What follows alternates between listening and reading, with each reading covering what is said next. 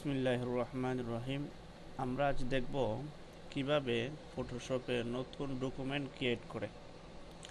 সামান্য একটু ছোট্ট বিষয়, এটাই প্রত্যক্ষ করব। দেখেন, এই ফটোশপ ওপেন করার পর আপনার কাছে ইন্টারফেস এমন আসবে। রিসেন্ট ফাইল যদি থাকে তাহলে তো এগুলো দেখাবে, আর না থাকলে এগুলো দেখাবে না। প্রথমে আপনি এখানে খেয়াল করতে হবে ক্রিয়েট নিউ একটা অপশন আছে, অথবা ফাইল অপশনে গিয়ে আপনি নিউ অপশনে ক্লিক করতে পারেন দুইটি জায়গায়,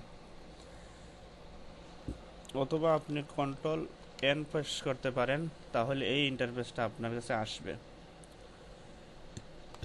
তিনটি পন্থায় নতুন ডকুমেন্ট ক্রিয়েট করা যায়। একটা হলো ক্রিয়েট নিউ, একটা হলো ফাইল নিউতে গিয়া নিউতে ক্লিক করা, আর একটা হলো কিবোর্ড থেকে কন্ট্রোল এবং এনে ক্লিক করা। তা আমি ক্রিয়েট নিউতে আপনাদের দেখাচ্ছি। মনে করেন আমি একটা A4 ডকুমেন্ট ক্রিয়েট করব। এগুলো আপনি আপনার মতো দিয়ে দিবেন। আমি A4 ডকুমেন্ট ক্রিয়েট করতেছি।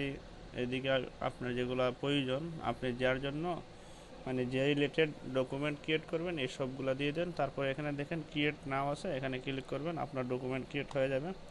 দেখেন আমার ডকুমেন্ট ক্রিয়েট হয়ে গেছে। এতটুকুই ছিল আজকের জন্য। আর সামনের ভিডিও পাওয়ার জন্য সব সাথে থাকুন। সবাইকে ধন্যবাদ। আসসালামু আলাইকুম।